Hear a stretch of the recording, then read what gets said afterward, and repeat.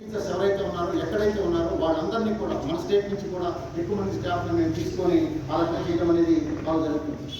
మాకు సహకరించినటువంటి ఉపాధ్యాయులకు నేను ఎల్లప్పుడూ కూడా కృతజ్ఞతాపూర్వక అభినందనలు తెలియజేయాల్సిన అవసరం లేదు.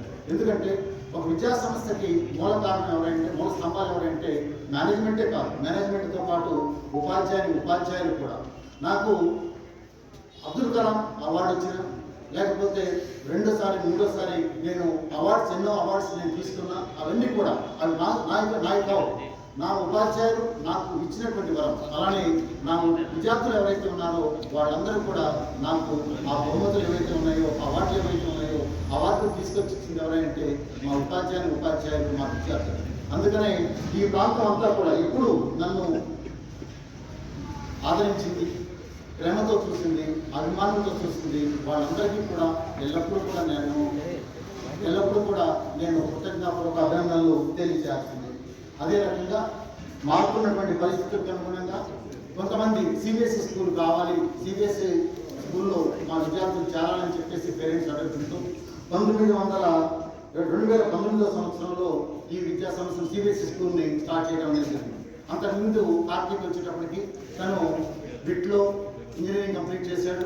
ఆ తర్వాత లండన్కి వెళ్ళేసి ఎంఐబి కంప్లీట్ చేశాడు.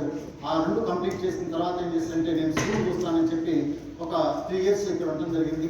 ఆ తర్వాత అతను సిబిఎస్ఈ స్కూల్ని రన్ చేస్తానని చెప్పేసి అని ఒక 3.5 acres ల్యాండ్ సిబిఎస్ఈ స్కూల్ని తను ఓన్గా కన్స్ట్రక్ట్ చేసుకొని అప్పటి నుంచి కార్తీక్తో పాటు తన భార్య అయినటువంటి సుష్మా వాళ్ళిద్దరూ కలిసి రన్ చేసుకోవడం అనేది జరుగుతూ వచ్చింది. ఇకపోతే నాకు అండదండగా ఉన్నటువంటి నా శ్రీమతి ఎవరైతే ఉన్నారో భారతి, మొట్టమొదటి నుంచి కూడా నాకు అండదండగా ఉంది. నేను ఏ టైంలో ఇంటికి వెళ్ళినా, లేకపోతే నేను ఉన్నా లేకున్నా, అంటే నేను బయటకు ఎక్కడికైనా వెళ్ళినా కానీ తన సీట్లో కూర్చొని తను చిన్న స్కూల్ మొత్తాన్ని కూడా, చిన్న స్కూల్ కానివ్వండి, అప్లై స్కూల్ కానివ్వండి, ప్రైమరీ సెక్షన్ మొత్తం కూడా వాళ్ళిద్దరే చూసుకోవడం అనేది జరిగింది. అలానే నాకు మొట్టమొదటిలో నేను శేష్ కుమార్ గారు అని చెప్పేసి అని ఒక టీచర్ని హెడ్ మాస్టర్ అడ్మినిస్ట్రేషన్ చేసుకోవడం జరిగింది. ఆ తర్వాత చిత్రపు రామకృష్ణ గారు అని చెప్పేసి అని ఆయన కూడా కొంతకాలం హెడ్ మాస్టర్గా నేను పెట్టుకోవడం అనేది జరిగింది. ఆ తర్వాత హెడ్ మాస్టర్స్ అని ఎవరు లేకుండానే నేను ఓన్గా చేయడం అనేది జరుగుతుంది. గత 2-3 సంవత్సరాల నుంచి మా పాప స్ఫూర్తి కూడా నాకు అండదండగా ఉంది. తర్వాత స్టాఫ్ మెంబర్స్ రిక్రూట్ చేసుకోవడంలో కానివ్వండి, తర్వాత ఇక్కడ అడ్మినిస్ట్రేషన్ విషయంలో కానివ్వండి, అన్నింటిలో కూడా తను కూడా పూర్తిగా బాధ్యత తీసుకుని ఈ 4 దశాబ్దాల కాలంగా మీరందరూ నాకు ఎంతో తోడ్పాటు అందించడం అనేది జరిగింది. భవిష్యత్తులో కూడా మీ యొక్క తోడ్పాటుని నేను కోరుకుంటున్నాను.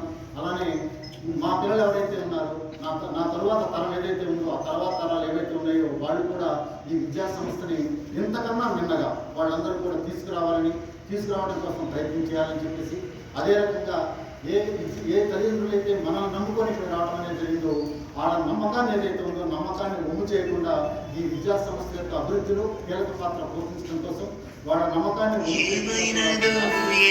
అలానే నేను సలహాలను నేను అందిస్తున్నాను. నేను ఉన్నంతకాలం నాకు తెలిసినటువంటి సూచనలు నేను వాళ్ళకి అందిస్తాను. అదే రకంగా తల్లిదండ్రుల యొక్క మన్నల్ని మనం పొందడం కోసం మనం ఎప్పుడు కూడా వాళ్ళ అభిమానాన్ని పొందడం కోసం వాళ్ళ పిల్లలు ఏదైతే కోరుకుంటున్నారో ఎందుకంటే అందరూ రైతువారి పిల్లలకు వచ్చేటప్పటికి నాకు ఆ చెమటతో తడిచినటువంటి రూపాయి విలువేంటో తెలుసు, ఆ వాసన ఏంటో నాకు తెలుసు. అవన్నీ కూడా తెలిసినటువంటి కాబట్టి మన దగ్గరకు వచ్చేటువంటి వాళ్ళు ఎక్కువ మంది ఏంటంటే అనేక రకాల రైతువారి కుటుంబాలతో పాటు రైతు వృత్తులు ఏవైతే ఉన్నాయో ఆ వృత్తులు ఉంటే వాళ్ళంతా మన దగ్గరకు వస్తూ ఉంటారు. వాళ్ళందరూ కూడా ఎక్కువ మంది వాళ్ళు పేదవాళ్ళు ఉన్నటువంటి వాళ్ళు ఉన్నారు. ఆ పేదవాళ్ళ పిల్లలకి ఒక తరాన్ని మనం మార్చాల్సిన బాధ్యత లేదు.